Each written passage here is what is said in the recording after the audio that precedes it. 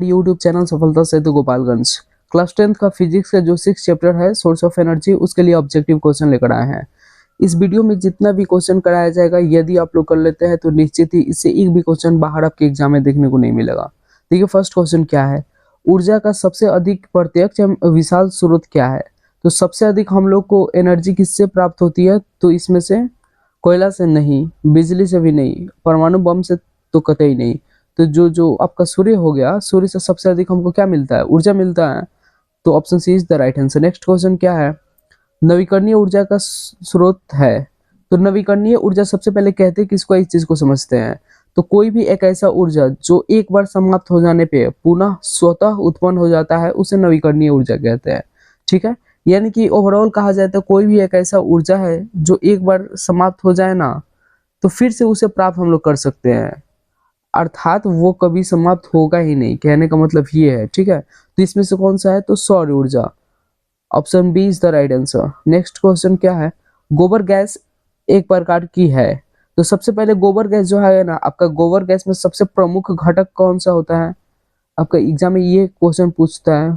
मुख्य जो इसका घटक होता है मीथेन होता है, CH4। ठीक है, अब आपका गोबर गैस जो है एक प्रकार का बायोगैस है। कौन सा gas, biogas, option B is the right answer. Next question क्या है, कार्य करने की क्षमता को कहते हैं। तो कार्य करने की क्षमता को हम लोग क्या कहते हैं, ऊर्जा, और ऊर्जा का मात्रक क्या होता है, जूल होता है। ठीक है, option C is the right answer. Next question क्या है, जीवाश्मी ईंधन ऊर्जा के डैश है, मतलब क्या है। तो जीवाश्मी जो ईंधन होते हैं ऊर्जा के अनवीकरणीय स्रोत होते हैं। अनवीकरणीय स्रोत कहते किसको है, तो कोई भी एक ऐसा संसाधन आपका हुआ जो एक बार समाप्त हो जाए तो उसे दोबारा हम लोग प्राप्त नहीं कर सकते, उसे अनवीकरणीय स्रोत कहते हैं। जैसे आपका हो गया कोयला हो गया, पेट्रोलियम हो गया, ये आपका अनवीकरणीय स्रोत का उदाहरण है। Option B is the right answer. Next question क्या है, सौर ऊर्जा को विद्युत ऊर्जा में परिवर्तित करती है। यानी कि जो आपका सनलाइट है, सनलाइट से जो इलेक्ट्रिक लाइट में कौन सा इसमें से चेंज करता है। तो इसमें से आपका जो सौर सेल होता है, जो हम लोग सोलर लगाते हैं घरों पे, सोलर पैनल, तो वो क्या करता है, जो सन से सनलाइट लेता है और उसे इलेक्ट्रिक लाइट में क्या कर देता है, कन्वर्ट कर देता है। यानी कि option C is the right answer. Next question क्या है, पवनों का देश कहा जाता है। तो सबसे अधिक जो टरबाइन के द्वारा पवनों को कहाँ उत्पन्न किया जाता है, डेनमार्क में, इसीलिए डेनमार्क को पवनों का देश कहा जाता है। नेक्स्ट क्वेश्चन क्या है, बांध के द्वारा स्थापित टरबाइन ज्वारीय ऊर्जा को किस रूप में रूपांतरित करती है। तो ये आपका विद्युत ऊर्जा के रूप में रूपांतरित करती है। सौर सेल बनाने के लिए किसका उपयोग किया जाता है, तो सौर सेल बनाने के लिए हम लोग सिलिकॉन का यूज करते हैं। ठीक है, और सिलिकॉन एक प्रकार का आपका मेटलवाइड होता है, यानी उपधातु होता है। नेक्स्ट क्वेश्चन क्या है, नाभिकीय विखंडन को नियंत्रित करने के लिए प्रयुक्त होता है। तो नाभिकीय विखंडन सबसे पहले कहते हैं कि इसको इस चीज को समझते हैं। तो अगर कोई एक भारी और बड़ा नाभिक है, उसके अगर वो दो या दो से अधिक छोटे छोटे नाभिकों के रूप में टूट रहा है, ठीक है, तो उसे हम लोग नाभिकीय विखंडन कहते हैं। यानी कि कोई एक बड़ा और भारी नाभिक हो गया, वो दो या दो से अधिक छोटे छोटे नाविकों के रूप में क्या होता है, विखंडित होता है, उसे हम लोग नाभिकीय विखंडन कहते हैं। तो इसको नियंत्रित करने के लिए हम लोग एक तो कैडमियम की छड़ का यूज करते हैं एंड सेकंड बोरॉन की छड़ का भी यूज करते हैं। ठीक है, तो ऑप्शन में अगर कैडमियम ना दे के बोरॉन भी दे तो आप लोग इससे ठीक कर सकते हैं, यानी इसके according option C is the right answer. Next question क्या है, सूर्य तथा अन्य तारों की विशाल ऊर्जा के स्रोत है। तो जो आपका सूर्य हो गया, ये अपना ऊर्जा कहाँ से उत्पन्न करता है, किस प्रक्रिया के द्वारा, तो वो नाभिकीय संलयन के द्वारा। ठीक है, और नाभिकीय संलयन क्या होता है, तो इसमें दो या दो से अधिक छोटे छोटे नाभिकों के मिलने से कोई एक बड़ा नाभिक का निर्माण होता है, उसे नाभिकीय संलयन कहते हैं। ठीक है, इसमें छोटे छोटे नाभिक जुड़ते हैं नाभिकीय संलयन में, और विखंडन में क्या होता है, विखंडित होते हैं, अलग अलग होते हैं। ग्लोबल वार्मिंग के लिए उत्तरदायी गैस है। तो ग्लोबल वार्मिंग के लिए सबसे अधिक आपका उत्तरदायी गैस कार्बन डाइऑक्साइड होता है। Option C is the right answer. Next question क्या है, जीवाश्म ईंधन का उदाहरण है। तो जो जीवाश्म ईंधन का आपका एक कोयला हाँ होता है, पर लकड़ी जानते हैं आपका जीवाश्म ईंधन नहीं होता है। ठीक है, यहाँ पे लकड़ी की जगह आप लोग पेट्रोलियम कर सकते हैं, क्या, पेट्रोलियम। और गोबर गैस ये भी होता है, तो ऑप्शन डी सही हो जाएगा। ठीक है, मुख्य रूप से आपका तीन होता है, कोयला होता है, पेट्रोलियम होता है और प्राकृतिक गैस होता है। प्राकृतिक गैस का अंतर ही आपका गोबर गैस आ जाएगा।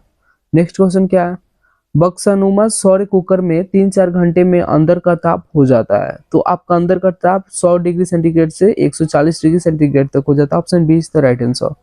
नेक्स्ट क्वेश्चन क्या है, जैव गैस एक उत्तम ईंधन है क्योंकि इसमें मीथेन गैस पाई जाती है। इसमें मीथेन गैस आपका 75% होता है। ठीक है, जो आप प्राचीन काल में ऊष्मीय ऊर्जा का सबसे अधिक सामान्य स्रोत था। यानी प्राचीन काल के लोग जो थे ऊष्मा ऊर्जा के लिए सबसे अधिक किस चीज का यूज करते थे, तो उस टाइम लोग लकड़ी का यूज करते थे। Option B is the right answer.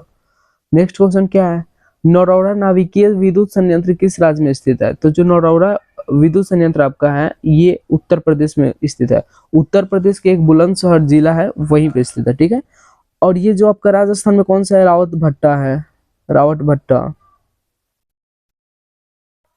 और महाराष्ट्र में कौन सा है, तारापुर, जो तारापुर विद्युत संयंत्र है। और एक जैतपुर भी महाराष्ट्र में ही है।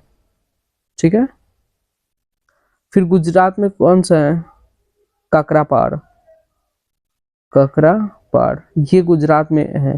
तो इतना आप लोग नोट कर सकते हैं। फिर नेक्स्ट क्वेश्चन देखते हैं क्या है, एक उत्तम ईंधन है, तो उत्तम ईंधन कौन सा है इसमें से, जैव गैस। जैव गैस जो है आपका उत्तम ईंधन है, और ये जलने के बाद आपका पॉल्यूशन भी बहुत कम फैलाता है। ठीक है, इसलिए इसको एक उत्तम अनवीकरणीय ऊर्जा स्रोत है। और सबसे पहले अनवीकरणीय तो आपको बता चुके हैं, जो एक बार समाप्त हो जाता है उसे पुनः प्राप्त नहीं किया जा सकता है। इसमें आपका जीवाश्म ईंधन हो जाएगा। जीवाश्म ईंधन जैसे आपका कोयला हो गया और पेट्रोलियम हो गया, ये अनवीकरणीय ऊर्जा का स्रोत है। ठीक है, नेक्स्ट क्वेश्चन क्या है, पवन विद्युत जनरेटर में पवन की चाल कम से कम कितनी होनी चाहिए, तो आपका ये 15 किलोमीटर प्रति घंटा होना चाहिए। Option A is the right answer. Next question क्या है, तारापुर नाविकीय विद्युत संयंत्र किस राज्य में स्थित है, बता चुके आपको महाराष्ट्र में है। हाइड्रोजन बम किस अभिक्रिया पर आधारित है, तो हाइड्रोजन बम जो आपका है नाभिकीय संलयन पर आधारित है, और परमाणु बम नाभिकीय विखंडन पे। ठीक है, यही दो क्वेश्चन पूछता है, नाभिकीय विखंडन पर और नाभिकीय संलयन पे। ठीक है, परमाणु बम जो आपका परमाणु बम नाभिकीय विखंडन और हाइड्रोजन बम नाभिकीय संलयन। Option B is the right answer. Next question क्या है, ओटेक विद्युत संयंत्र केवल तभी प्रचालित होते हैं जब महासागर के पृष्ठ पर जल का ताप तथा 2 किलोमीटर की गहराई पर जल के ताप में अंतर हो, तो ये जो है आपका 20 डिग्री सेंटीग्रेड होगा तब। Option C is the right answer. Next question क्या है, भारत का पवन ऊर्जा द्वारा विद्युत उत्पादन करने वाले देशों में कौन सा स्थान है, तो भारत का जो स्थान है 5वां है। एक नंबर पे कौन था, डेनमार्क, जिसे पवनों का देश कहा जाता था। टिहरी बांध किस नदी पे है, तो आपका ये इसमें ऑप्शन गलत दिया हुआ था, भागीरथी नदी पे होगा। ठीक है, नोट कर सकते हैं आप लोग, भागीरथी नदी पे। और एक चीज, जो टिहरी बांध है भारत का सबसे ऊंचा बांध है, भारत का सबसे ऊंचा बांध। ठीक है, इस चीज को भी आप लोग नोट कर सकते हैं। नेक्स्ट क्वेश्चन क्या है, सरदार सरोवर बांध किस नदी पर बना है, तो ये आपका नर्मदा नदी पे बना है। Option C is the right answer. और सतलज नदी पे कौन सा बांध बना है, भाखरा नागल बांध, भाखरा नागल। तो इस चीज को भी आप लोग नोट कर सकते हैं, ये आपके एग्जाम के पॉइंट ऑफ व्यू से बहुत इंपॉर्टेंट क्वेश्चन है। ठीक है, नेक्स्ट क्वेश्चन क्या है, कलपक्कम नाविकीय विद्युत संयंत्र किस राज्य में स्थित है, तो ये तो आपका तमिलनाडु में है। कलपक्कम और कुंडनकुलम, कुंडनकुलम ये आपका जो दोनों है कहाँ है, तमिलनाडु में है। नेक्स्ट क्वेश्चन क्या है, राणा प्रताप सागर नाविकीय विद्युत संयंत्र किस राज्य में है, तो ये आपका राजस्थान में है। और राजस्थान में एक और आपको बताए थे, रावत भट्टा, इस चीज को भी आप लोग नोट कर सकते हैं। ठीक है, नेक्स्ट क्वेश्चन पे आते हैं। नेक्स्ट क्वेश्चन क्या है, निम्न में कौन बायोगैस ईंधन का स्रोत नहीं है, तो इसमें कौन सा नहीं है, क्या लकड़ी, लकड़ी तो है, फिर गोबर गैस, गोबर गैस,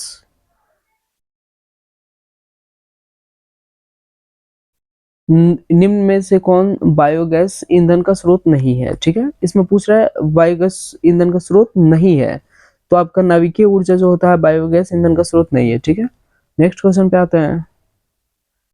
किसी नाभिकीय विखंडन में मुक्त ऊर्जा होता है, तो ये आपका होता है 200 MeV। नेक्स्ट क्वेश्चन क्या है?